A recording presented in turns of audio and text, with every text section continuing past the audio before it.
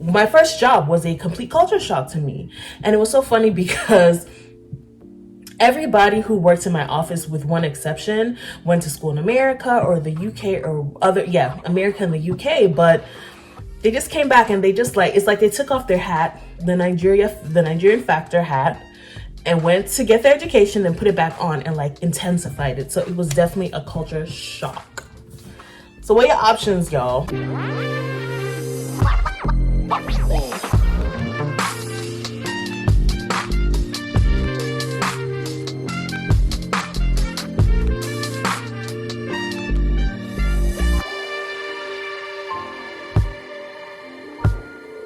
Hello, beautiful people. Welcome back to another life-changing, life-altering installment of Tea Time with Ayek. We don't always drink tea, but honey, when I tell you that we spill the tea, I mean that. So, I know I've kind of put the whole moving to Nigeria content on pause because I'm kind of I'm not really there. Wasn't really sure what I'd really be able to talk about from here, but I realized I didn't really talk in detail about finding a job in Nigeria. So I did a video on that, I think it was 2 years ago. Well, yeah, 2 years ago, but of course things have changed because I've worked at other places and I have a bit more insight. Today, I'm going to share mistakes that I made on the job hunting, job search experience. First and foremost, before I even go into too much detail, guys, I'm just, you know what? I'm just going to have to be honest. The way that the work structure, the work culture is in Nigeria, first and foremost, I think I've said this in another video. If you're used to an individualist society, it's going to be a struggle for you to adjust. The culture in Nigeria work settings is very collective. Now, that's not to say that people don't gossip here. People don't mind their business. People mind their business and stuff here in America, but people get really in your business. So there have been commentary or statements from people that I'm like, how is that any of your business? But it's a normal thing. So keep that in mind. That's definitely the biggest culture shock. Even if you grew up in a Nigerian home, in a Nigerian community, I know, that whole thing of not minding our business, you're going to have to get used to, I wouldn't say get used to that, but that's going to kind of come as a shock. And don't be surprised if you're a one-man band. Don't be surprised if you get hired for marketing and you're doing so many other things.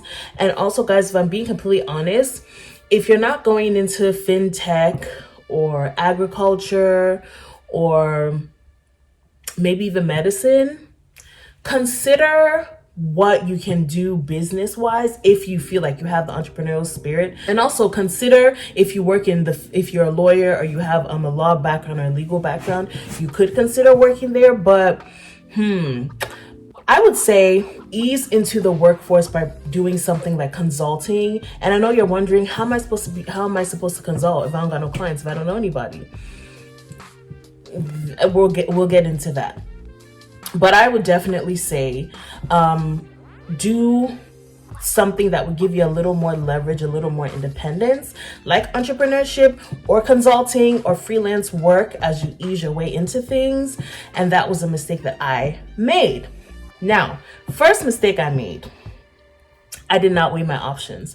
The first job that I got in Nigeria, I took the offer letter. I said, yes, I'm coming to Lagos. I'll be there next week. And I took the job. I did not weigh my other options because I was kind of I need to grab this one right now. I don't know which one, which other opportunity will come. I know there's that urge, there's that desperation because you're like, hey, I can't be living off of bread alone. I need some money. You know what I mean? Because you don't want to run all of your savings down. I should have weighed my options. I should have looked at other companies that were looking for the same kind of position. My first job was a complete culture shock to me. And it was so funny because everybody who worked in my office, with one exception, went to school in America or the UK or America and the UK, but they just came back and they just it's like they took off their hat, the Nigerian factor hat, and went to get their education and put it back on and intensified it. So it was definitely a culture shock. So what are your options, y'all? Do not accept an internship. Okay, let me explain this. My first two jobs in Nigeria, for some reason they felt like I didn't have the experience for the job. And so they said, okay, the first job said, you're going to do an internship for 6 months and then we're going to hire you. So basically, they're putting me through a probationary period and paying me half the rate or the amount that they would pay someone for the role because I was an intern. And also that meant that I was disposable. You know what I mean? If they found someone better, when the 6 months is up, they're just gonna let me go. Now, because I was so desperate, I'm like, okay, I need a job. I really need to make money. I need to do this. I need to do that. I was like, okay, cool. My dear, once the internship, was it even once the internship? When did I start there? I think I was there for like 3 months. I wasn't there that long. Think about your skill, think about your experiences, and tell them, hey, I think I'm overqualified for an internship. A lot of times they do to save money because, especially companies that notice they have a high turnover rate, they tend to do that because they're like, we don't want to waste, let's say the salary is 150 or 120,000 naira a month for this position. We don't want to waste 120,000 naira every month when we can just waste 60 in case the person doesn't stay. So keep that in mind. That does happen in a lot of companies, unfortunately. Now, going back to the collective society, I got a little too familiar. I got a little too comfortable with the collective culture, and I think that I just didn't create boundaries that should have been created. So, and it does happen a lot, you know, when people become colleagues, especially in that culture, like your colleagues become your friends. I think that whether I liked it or not, my colleagues did kind of see me as other. Even though a lot of them had not been, you know, had spent a lot of time outside of the country or whatever, they still saw me as other. Like, you're not like us, you're Nigerian, but you're like American, you know, that whole thing. So there was this thing of I was a little too open and they weren't seeing me the same way as they would see each other. I don't know if that makes any sense. I just feel like I said too much, did too much, was a little too open. That openness gave people room to like comment a lot, you know, have opinions, make assumptions, just all kinds of stuff. And, you know, people tried to take advantage of me. And I think also I was too emotion driven, and that's just like a general problem. I think I would have left my first job in a cleaner manner. It did get messy. So it was an SME. So, you know, roles and positions overlapped, but definitely there was some fishy stuff going on between management and my colleague who didn't even work in my department, but she just had an issue.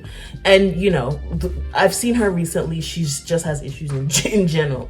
I kind of let that get in the way, and I did not leave the company as amicably as I would have liked.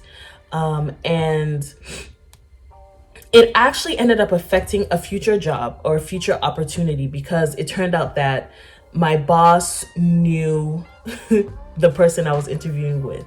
So obviously she gonna tell her, girl, do you know this girl just did this? So obviously, yeah, that didn't go too well. Now let's get into some advice. So first and foremost, like I said before, don't accept an internship. Listen, you're qualified, if not overqualified for the role. The only reason they're giving you an internship, like I said, is because they probably have a high turnover rate. So don't accept it. It sounds good. It sounds juicy. There's a difference between an internship and a probationary period. So know the difference. Make sure everything is in writing. That was one of the first things my uncle said. He's like, don't let anybody tell you anything. Anything you guys discuss, you make your notes, you request that it's in writing, you request that it's in the contract. Like, everything needs to be written down because people try to feed on other people's desperations. That's a challenge that we're currently facing in a lot of industries and places in Nigeria. People are going to feed off of desperation. So they will be telling you anything, okay? And then when the time comes for them to do what they say, oh, did I say that? Who? When did I say that? Everything must be in writing, okay? No matter how nice, how warm, how gentle, how whatever your hiring manager is, everything must be in writing. Do not be afraid to advocate for yourself and say, hi, please, can I have this in writing? Anyone who takes issue with it being in writing, That's already a red flag.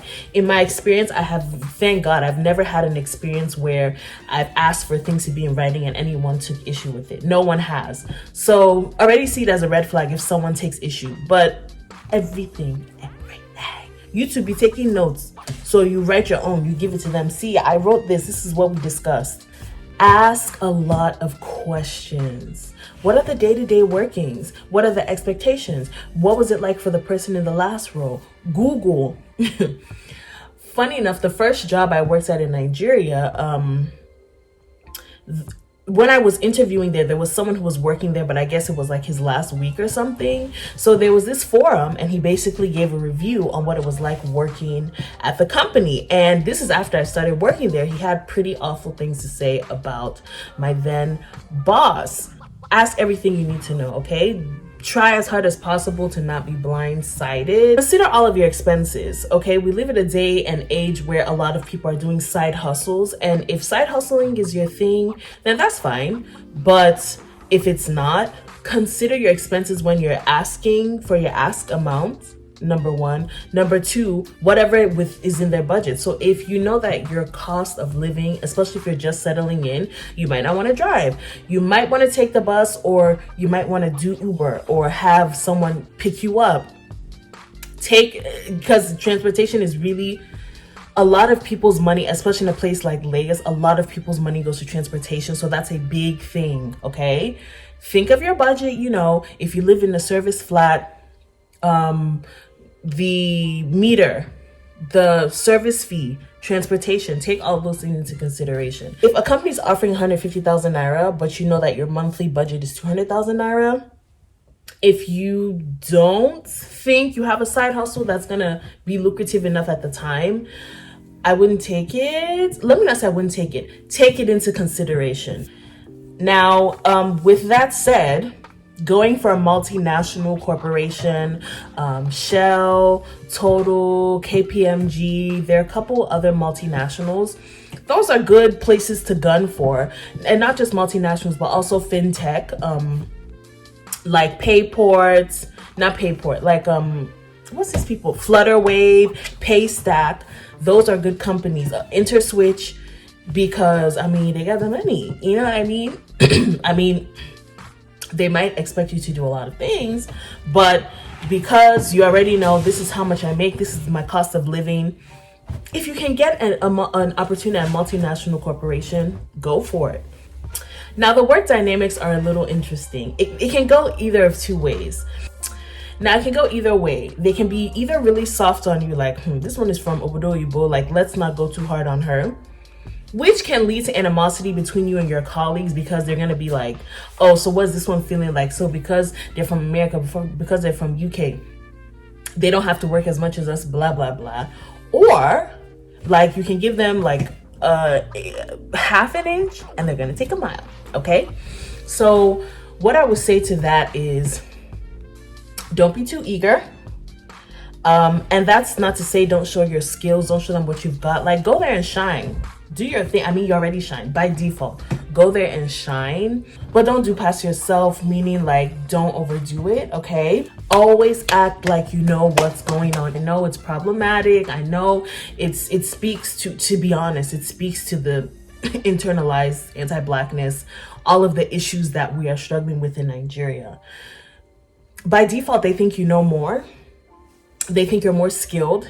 They want to hear what you have to say way more because you're from the abroad, or because of the way you speak. That doesn't mean, now let me clarify, let me disclaim.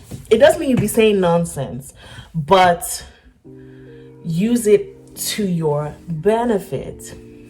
Expertise. You need to present yourself as the expert on anything, okay? On everything concerning your field. It will go far, especially if you see yourself going into consulting, freelance, even in the network space. So with that being said, I would say, I'm not really a big fan of fake it till you make it, but because of what I've experienced and because of what I personally have done, I would say just read up, constantly read, constantly do research, constantly know your stuff, and present yourself as the expert. See, packaging is everything, especially in a place like Lagos. You have to package, Okay, so one way to search for jobs is following pages of companies that you'd want to work for. They usually will post their openings, especially if it's a smaller business, on their IG stories. Go on sites like Jobberman. Jobberman is it's like one of the biggest job searching engines or platforms in Africa. It's very similar to Indeed. There are some Nigerian companies on Indeed, but for the most part, they tend to be on Jobberman because, I mean, it's easier. So Instagram, Jobberman, Twitter, job agencies are coming up, but again, people are gonna feed on desperation. It happens here too, to be fair. So there have been cases of people getting scammed or whatever, but for the most part, job agencies are a good way to go to. If you see yourself doing freelance work or consulting work and you see someone you want to work with, slide in that email.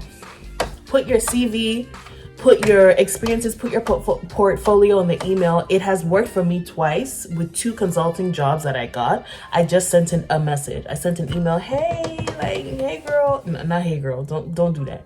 But you know what I mean? And I put all of my information. This is what my portfolio is. This is what I have to offer. So don't be afraid to send emails, send DMs.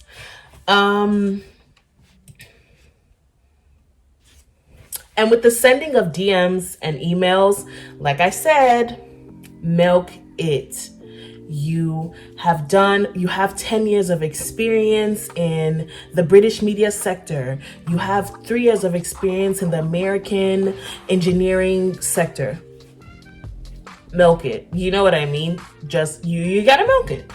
Now, as I said earlier, consulting and freelance are great. Also, remote work is a great option as well if you're just trying to settle in, because you might get there and you're like, I don't want to work just yet. I want to kind of see how things work.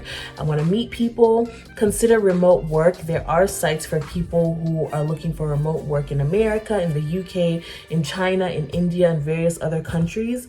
So that'll be a good way to settle in. All right, guys, that's all I've got for you today. Those were the mistakes I made on my first job in Nigeria. And I don't want you to make the same mistakes. And so I hope the advice helped. I hope these are things you can consider. And I'm excited to do more, kind of share more of my knowledge. I think I compartmentalize the Nigerian focused content a little too much. So I know I've gotten questions on how to open a bank account, what documentation you need. So I'll be sure to talk about more of that. If that's something you are interested in, please let me know. Please comment down below. I hope you found this helpful. Anything you want to know about moving to Nigeria, settling in Nigeria, specifically Lagos, I'm more than happy to share with you. Well, actually, I can talk about Lagos and Abuja. Anything you'd want to know, I can tell you. So thank you guys for watching once again. I will see you soon. Have an amazing rest of your week. Love ya. Peace.